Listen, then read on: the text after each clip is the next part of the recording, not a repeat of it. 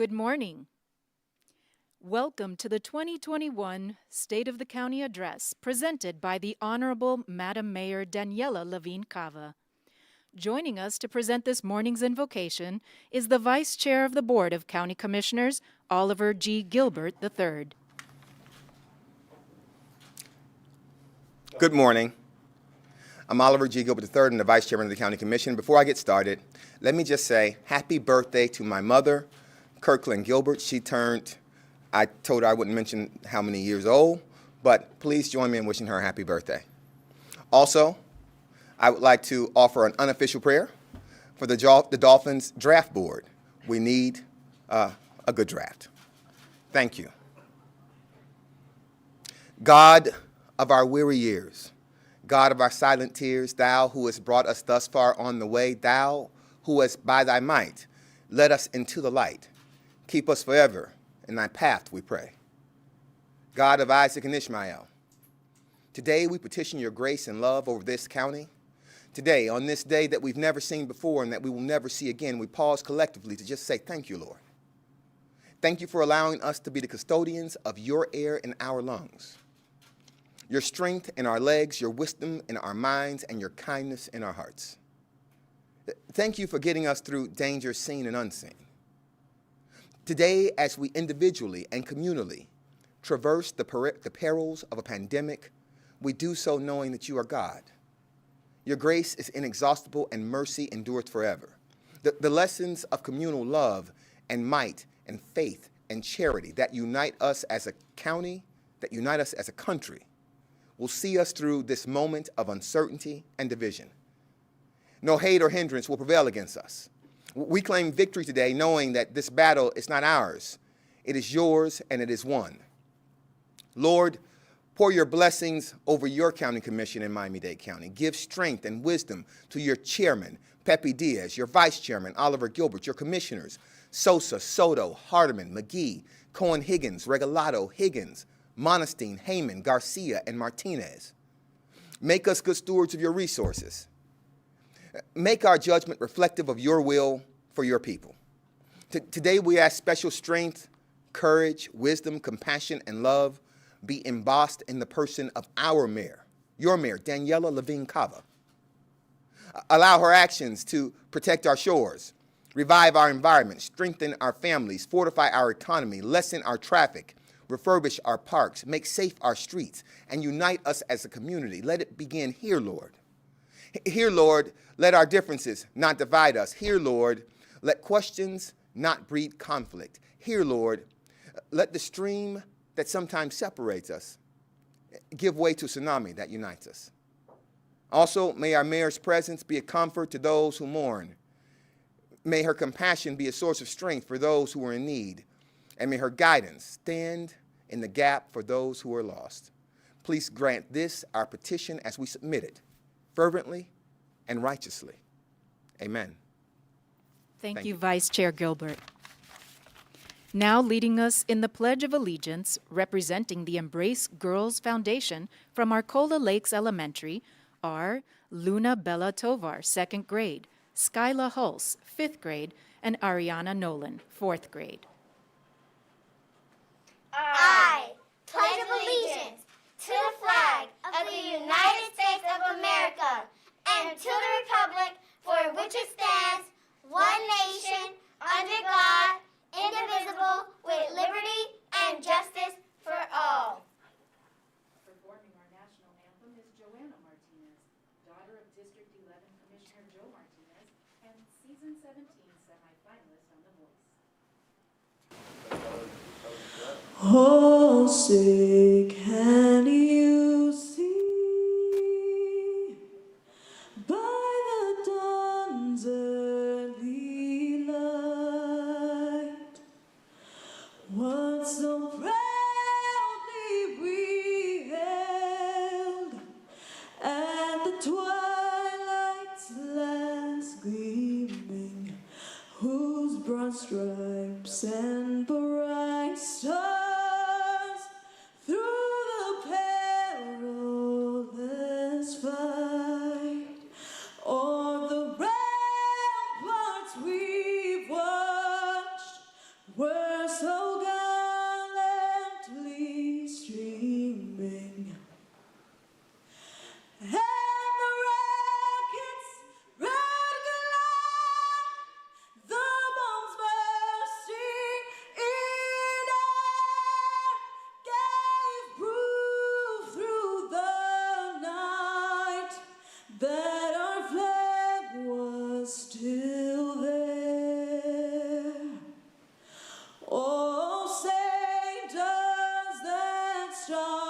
spangled banner yet wave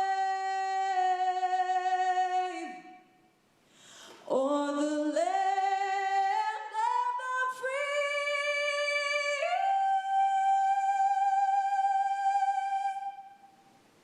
and the home of the brave.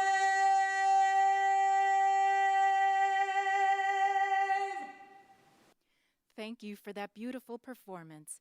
And now we welcome for introductory remarks the Chair of the Board of County Commissioners, Jose Pepe Diaz. That was absolutely beautiful. Welcome all viewers to this virtual state of the county. I believe this is the first time ever that this has been done in this way. This is a testament that our county government continues to function despite the challenges of COVID-19. I have had the pleasure of working with Daniella over the last 7 years, since 2014. During our time serving together on the Board of County Commissioners, I was proud to work closely with the Mayor Daniella to make our community cleaner, safer, and stronger. We work together for veterans and pedestrians and biker safety. Also, we work together with everything for our animals in our community, and also every issue that mattered to our residents. Mayor Cava is married to husband, Dr. Cava, and is proud mother of 2 children, Eliza and Edward.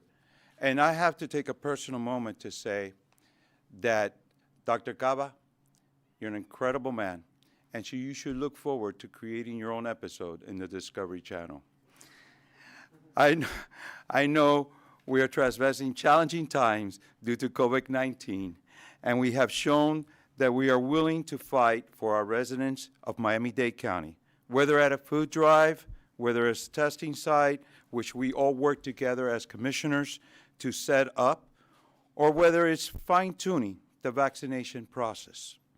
Regardless of the situation, everyone in our county can rest assured that we will continue working together to achieve a better life for our residents.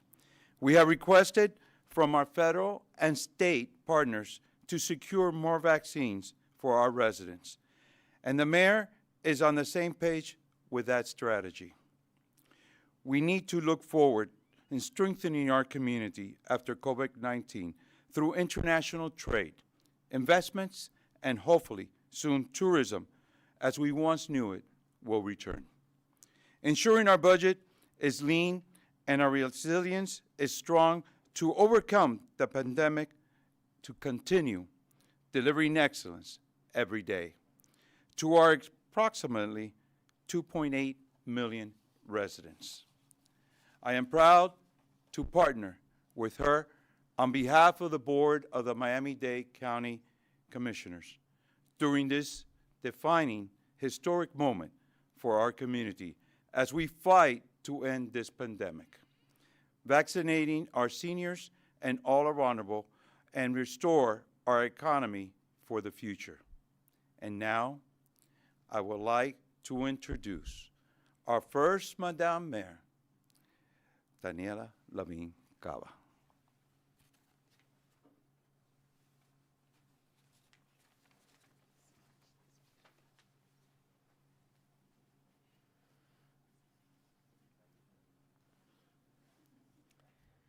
Good morning, and welcome to Miami-Dade County's first ever virtual State of the County address.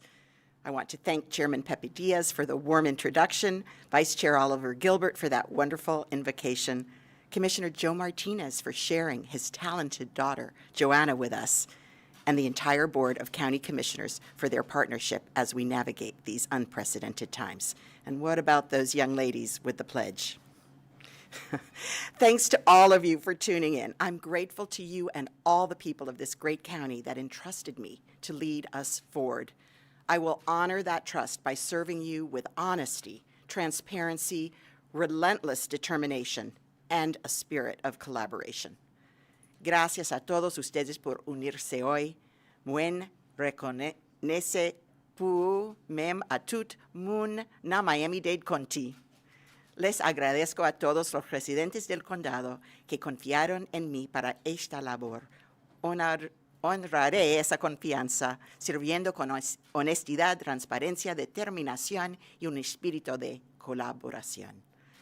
This virtual gathering underscores the fact that our community and communities everywhere continue to fight against a global pandemic, which has upended so much in our lives that we used to take for granted. While the virus has separated us, it has also brought us together to work in common purpose, to protect one another.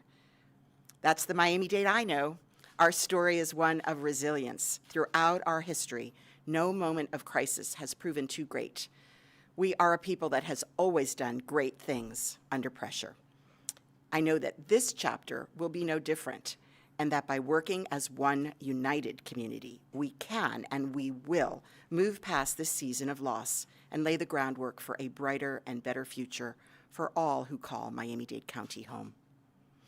We can tackle this moment not just as a crisis, but a once-in-a-lifetime opportunity to rebuild, and we will build back stronger than ever by investing in equity, our economy, our environment, and renewed engagement with the residents we serve. Over the last year, we have lost nearly 5,000 members of our own community and over 400,000 people across the nation to coronavirus, grandparents, children, friends, and loved ones. Please join me for a moment of silence for all the loved ones taken from us this year.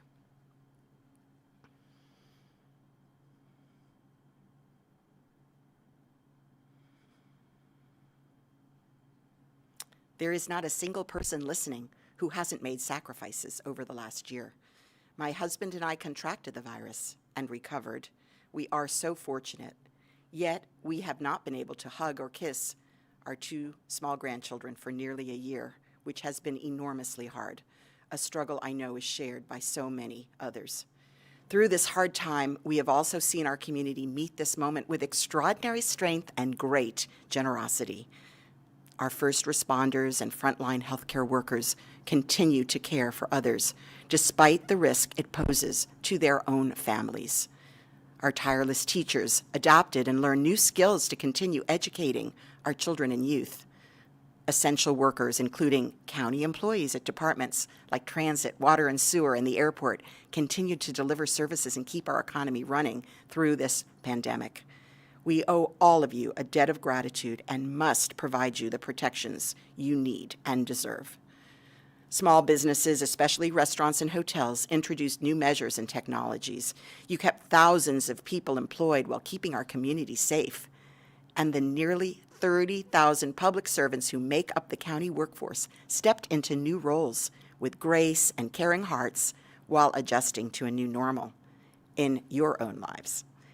Y los casi 30,000 servidores públicos de la Fuerza Laboral del Condado asumieron nuevos roles con solidaridad y afecto mientras entraban a una nueva normalidad, incluso en sus propias vidas.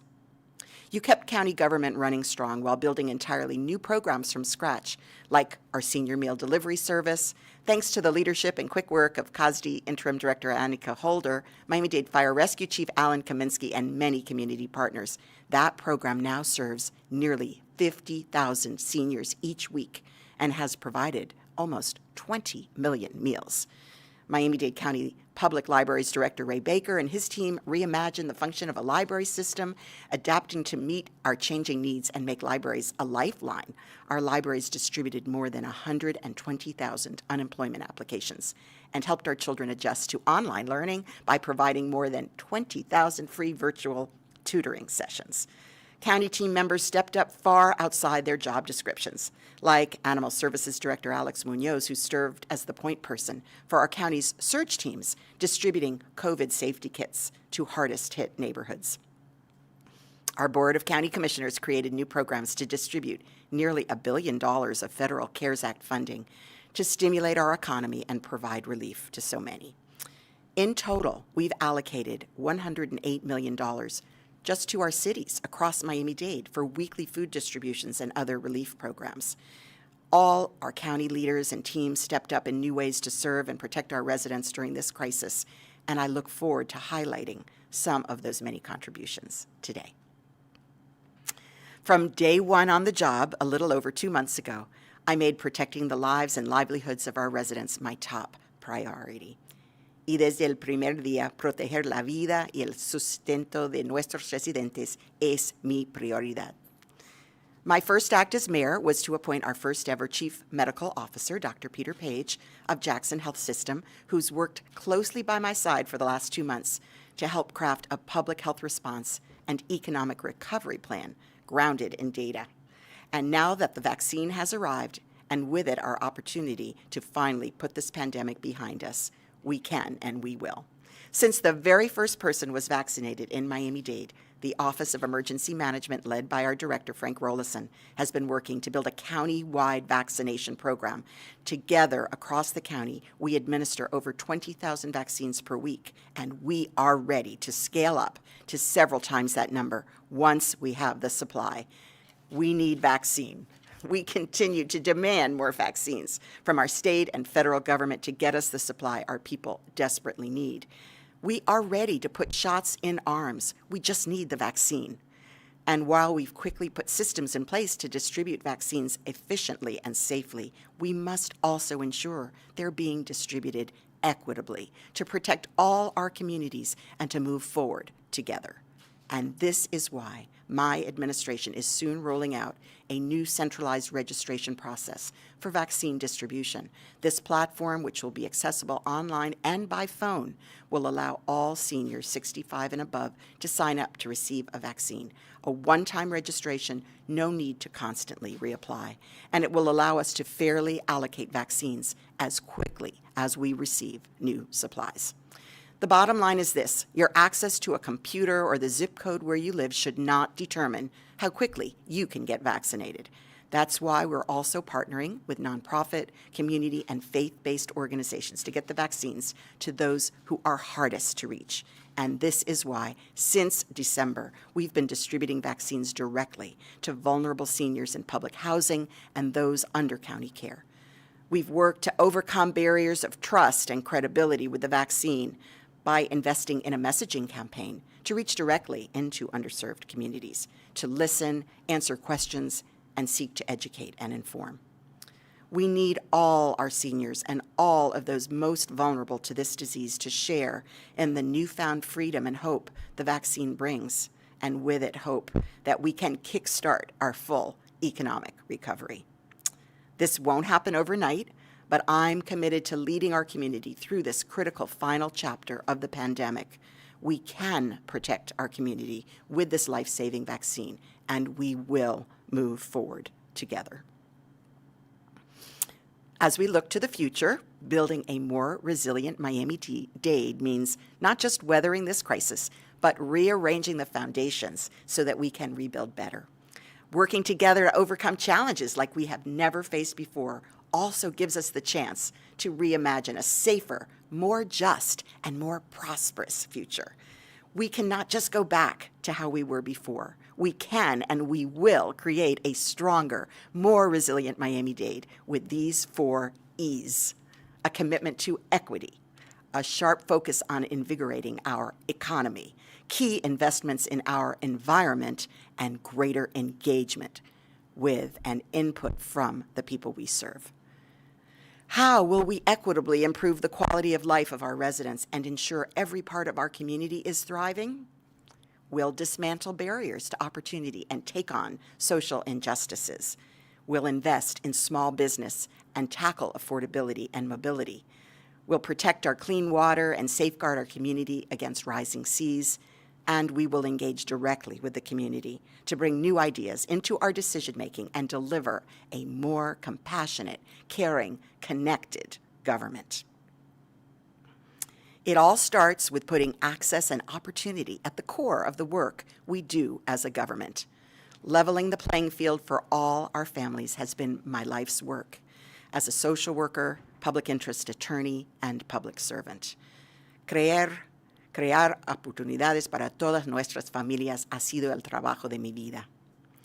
Since taking office 2 months ago, I took immediate action to make these principles pillars of my new administration, and I have assembled a team to shepherd this change. I appointed a new senior advisor for innovation and performance to work across departments and drive innovation within all the functions of county government, to engage directly with the public, to bring new ideas from outside government, and to help us measure the progress and performance of these initiatives. I'm also creating Miami-Dade's first Office of Equity and Inclusion to tackle disparities in contracts awarded to minority-owned businesses and establish guidelines for equity in budgeting, hiring, and procurement. And under the leadership of our new Chief Public Safety Officer, J.D. Patterson, and first ever Chief Community Services Officer, Morris Copeland, we are taking a comprehensive new approach to building stronger communities through violence prevention, early intervention, and reentry programs. Chief Copeland, who previously helped build Miami-Dade Juvenile Services into a nationally recognized model, will lead the work to make sure our community has no wrong door, meaning that no matter your point of entry into county service delivery, you can easily access a full spectrum of safety net and life-enriching programs. We must also make sure our neighborhoods are safe for all our children. My office will work hand in hand with law enforcement, the Community Relations Board, advocates and experts, the school system, Children's Trust to implement a comprehensive public health approach to reducing gun violence while investing in programs to better engage and create pathways for our at-risk youth. As the mother of a gay daughter, I'm committing to collaborating with our LGBTQ organizations fighting for equality and justice, and we will work together to root out youth bullying. This effort is more important than ever as we work to ensure every resident, no matter who they love, is treated fairly.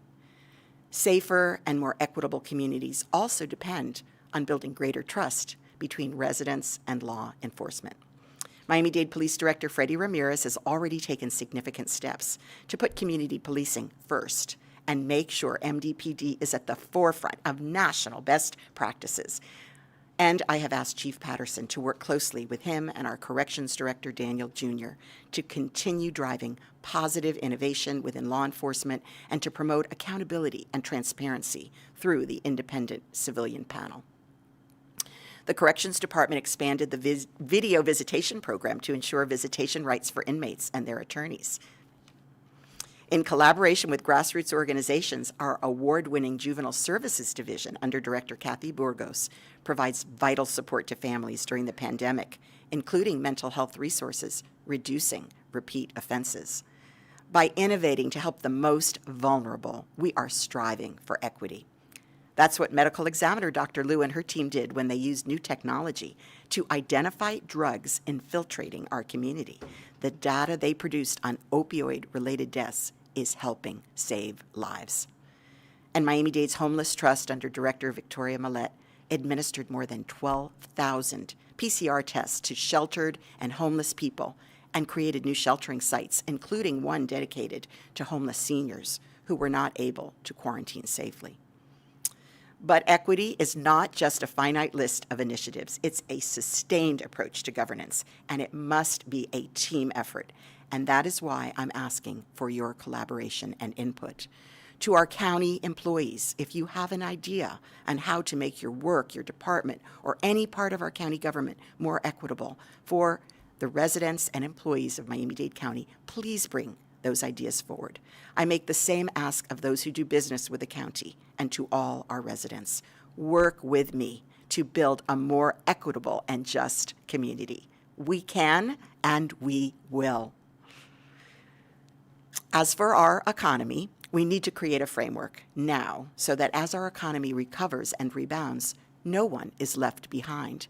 We've already invested nearly $70 million in federal CARES Act funds for small business relief that has helped so many bridge the gaps during this downturn. Under the leadership of Director Tara Smith, the Internal Services Department found creative ways to put these dollars to work, including distributing back-to-business boxes to over 700 small businesses to help them reopen safely. Now is the time to double and triple down on investment in small businesses. we are creating programs to expand entrepreneurship and infuse resources small businesses need through initiatives like incubators, connecting firms with capital training and back office support. Major infrastructure projects also lay the foundation for growth and help attract new business while creating jobs that will help Miami-Dade families move forward. We will accelerate them, fund them, and get our residents in the pipeline for good-paying jobs, and this effort is already underway. I'm also working with industry leaders to create a more resilient local economy by diversifying our sectors, investing in agriculture, manufacturing, tech, finance, and others. Growing tech, finance, and green industries not only means greater access to the high-paying jobs of the future, it's also an opportunity to partner with innovators on some of our greatest challenges, like climate change, transportation mobility, and affordability. My administration is moving these efforts forward alongside partners like the Beacon Council, which has engaged leading tech and finance companies to relocate to or expand in Miami-Dade County for years, with recent high-profile successes including Blackstone, Reef, Jump to It, and others.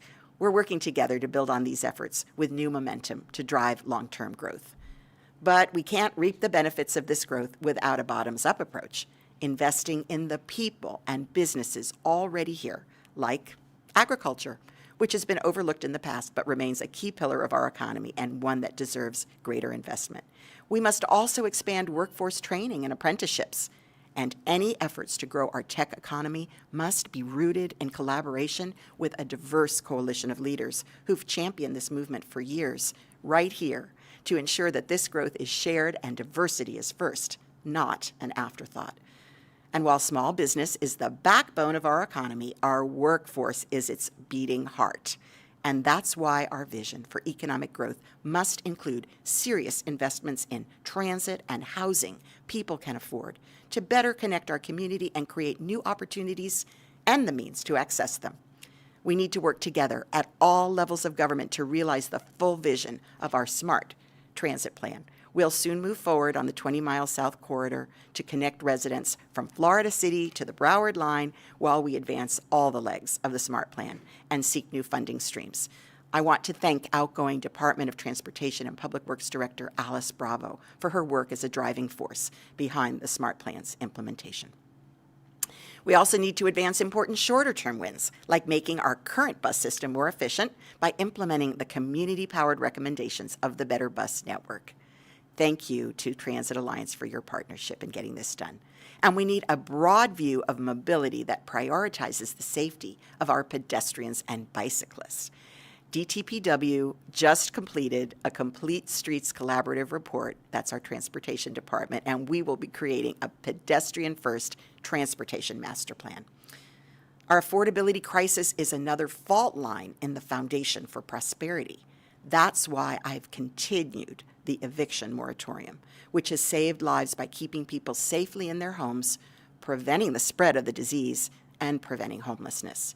At the same time, we need to make hurting landlords whole.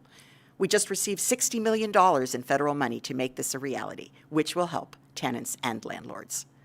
Our roadmap for affordable housing starts with constructing more affordable and workforce units and increasing first-time home buying programs. We're aggressively pursuing the goal of constructing 10,000 new affordable units each year, and through public-private partnerships, we're redeveloping public housing units while creating new home ownership opportunities for public housing residents too, while not displacing current residents. Director Micah Liu and our entire Public Housing and Community Development Department not only continued to house and care for so many of the most vulnerable over the last year, but they have significantly expanded their footprint, closing on $730 million of housing projects and providing tax credits to benefit low-income households. Home ownership remains a central pillar to prosperity. We all know that. We're revamping the guidelines of the Home Buyer Loan Program to make it easier for residents to access funds to purchase their first homes. Over the last year, our Economic Advocacy Trust, under Executive Director John Dixon, worked to make this dream a reality for more families by providing hundreds of loans for down payments and closing cost assistance to first-time home buyers. We've worked together to keep our people safe in order to keep our economy moving forward. Hand in hand with business leaders, cities, and health experts, we launched a community-wide messaging campaign to help prevent the spread of the virus over the holidays. Our We Can, We Will campaign to help our community adapt and thrive through crisis. Thanks to Director Maria Nardi and her team, we became the first park system in the country to reopen after the initial COVID-19 shutdown. And we have kept our facilities open for residents and visitors to safely spend time outdoors, especially during the beautiful holiday and winter months. And our road back to full economic recovery must include strengthening and safely reopening our tourism sector. Miami-Dade County has worked closely with the Greater Miami Convention and Visitors Bureau and CEO Bill Talbert to promote open-air activities and open spaces. I'm excited to move forward with a Miami Land program, which will bring new visitors to Miami-Dade County's many outdoor attractions. Despite weathering an unprecedented economic storm, there are still big wins to celebrate from our trade and tourism sectors. Miami International Airport has been a leader in keeping passengers and crews safe during COVID and was the first airport in Florida, second in the U.S., and third in North America to be accredited under a National Airport Health Accreditation Program. Both the airport and seaport set records for cargo trade. JetBlue and Southwest announced that they would begin daily service to Miami. The economic impact of Southwest alone is projected to generate more than $853 million in annual local revenue and create nearly 7,000 jobs. Our port team completed new Cruise Terminal B, home to Norwegian, and broke ground on other terminals for companies including Virgin Voyages and Carnival Cruises, laying the groundwork for significant growth as we usher in the safe restart of cruising and creating thousands of good-paying jobs. More exciting news with other partners is forthcoming. I also want to thank Aviation Director Lester Sola and Seaport Director Juan Carrilla for their innovation and dedication to growth, even during this challenging time. We all benefit from your friendly competition, vying for the #1 spot as our community's best travel hub. As you can see, we all have a role to play in building an economy that works for everyone. And perhaps no issue is more important to our economy and prosperity than our precious natural E for environment. Rising seas and increased pollution have taken their toll. Biscayne Bay has reached a tipping point as we witnessed the alarming retreat of seagrass meadows, harmful algae blooms, and fish kills, which brought this turmoil to the surface. The road to recovery for Biscayne Bay will be a long one, but I wasted no time setting us on this path. In December, I released Miami-Dade County's first annual Biscayne Bay report card, which illustrates our bay is in trouble. The report card, which we will be crafting into an interactive website, provides an important tool to communicate about our progress towards saving the bay and educating our residents on how they, too, can contribute to solutions. One of those critical solutions is a comprehensive plan to discontinue the use of septic tanks, especially in low-lying coastal areas suffering from chronic flooding, and connect those properties to our sanitary sewer system. My office recently released the follow-up Septic to Sewer report, which is helping us to prioritize the areas that create the greatest pollution impacts to the bay. Together with the state of Florida, we launched a $20 million joint venture to fund priority projects, repair aging infrastructure, kickstart our septic to sewer transition, and more. And always being able to measure the success of these initiatives as just as vital. Our Regulatory and Economic Resources Department, under the leadership of Director Lourdes Gomez, has helped to make this possible by developing an innovative geographic information system to provide data and analysis on ground and surface water quality. I was very proud to appoint Miami-Dade's first ever Chief Bay Officer, Irela Bagay, to a new role overseeing our efforts to protect and restore the bay.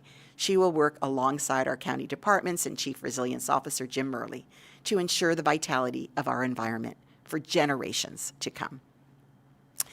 These efforts are also supported by our Water and Sewer Department under Interim Director Jose Enrique Cueto, who's deploying $480 million to upgrade several wastewater treatment facilities to prevent bay pollution. Miami-Dade is on the front lines of the global climate crisis, and we cannot sit on the sidelines. And that is why I was proud to lead the charge as commissioner to accelerate our clean energy future. I work to add major climate change goals to the Comprehensive Development Master Plan, like getting to zero carbon from energy and supplying 30% of our countywide energy needs from solar by 2030. And I know we can become carbon neutral by 2050, if not sooner. We will ramp up solar energy production and use throughout the county, continue to invest in making buildings more energy efficient and sustainable, expand public access to electric vehicle charging stations, invest in public transit, and reduce our waste. Last month, we placed 420 brand new buses that run on compressed natural gas into service, and we will continue this transition away from diesel by replacing another 140 buses due to arrive this spring. And our first electric buses will be put into service this year as we accelerate our transition to zero carbon transportation, with at least 50% of our bus fleet being electric by 2035, a goal I set as commissioner. We'll also need to streamline permitting and fast-track environmentally friendly, sustainable, climate resilience infrastructure. This is how we'll meet this moment on our environment. We can and we will. And while we invest in these three pillars of equity, economy, and the environment, all this work is supported by greater engagement between government and those we serve, by delivering a more connected, compassionate, and caring government. To solve our biggest challenges, we need a bigger table that brings ideas and input from people we serve directly into the process of governing. We can bring government closer to the people, and together we will make sure our residents are heard and that your voices drive our priorities. I'm very proud to share that the county, in partnership with the Miami Foundation, will soon be launching a new countywide civic engagement initiative, Thrive 305. This effort will directly engage people across the community through a survey and a series of workshops to inform my administration's action plan, a bottoms-up, community-driven policy framework. That's how government should work, incorporating feedback from the public we serve into our priorities, policies, and budget. I also recently hosted my first virtual town hall focused on transit to gather the input of our transit riders, and I look forward to hosting many more town halls on topics including housing and procurement. It's this type of collaboration that will be key to our success, and we should lift up where that's already happening. We must continue to collaborate with companies, schools, and nonprofits like CareerSource to train our local workforce for new jobs. We will continue working hand in hand with the many, many leading nonprofits and community and faith organizations, too many to name, but I love you, who move us forward on equity, our economy, the environment, and civic engagement. Thank you to all who have and continue to guide me. We need to dialogue directly with business leaders and the residents who make up our workforce. I was proud to recently host my first labor summit, where labor leaders and my administration came together for healthy and open discussion about how we lift up and support our workers to tackle the challenges ahead. Our county departments continue to demonstrate a commitment to compassionate services that recognize our community's needs during this new normal. Christina White and the Elections Department sent out a record number of mail-in ballots to give our residents the opportunity to safely participate in our democratic process, shattering turnout records even during a global pandemic. Our County Communications and Customer Experience Department, under Director Insan Kim, has worked around the clock since the very beginning of this pandemic. Not only did they provide a voice to our residents on our scope of services and critical COVID updates, they processed a 300% increase in service requests as residents made testing and vaccine appointments. Our Solid Waste Department avoided a single day of service disruption when this pandemic put even our most basic services at risk. And I thank Director Michael Fernandez for his work to make this possible. Engagement is also rooted in trust and transparency. This means good stewards, not just of public trust, but of public dollars. More so than ever during financial crisis, we must be those good stewards. Creativity and collaboration are key to ensuring we use every dollar wisely. We've invested nearly $1 billion of federal funds to provide critical services, and with expanded collaboration with the state and the new federal administration, we will bring down more resources to expand vaccine distribution and navigate this final chapter. Thanks to the team at the Office of Management and Budget, led by Interim Director David Clodfelter, we provided advance payments to 140 community-based organizations providing services during the peak of the pandemic. Our finance department, under the leadership of CFO Ed Marquez, helped our county save $391 million in taxpayer dollars by refinancing bond issues and reducing debt payments to help us through this tough time. Thanks to our Cultural Affairs Department, led by Director Michael Spring, we created an arts support program which helped 280 organizations and nearly 900 artists through devastating pandemic-related disruptions. The Audit Management Services Department, under Director Kathy Jackson, worked tirelessly behind the scenes to keep the county's finances in order as well, enhancing operational effectiveness to save $2 million. Engagement also means caring for the employees who care for and serve our community. Our IT department, under the leadership of Angel Patisco, spearheaded Miami-Dade County's Work From Home program to keep employees safe, successfully transitioning 7,500 employees to home work in just 6 weeks. We once again congratulate Angel on his 41 years of service and wish him a wonderful retirement. Today is his last day.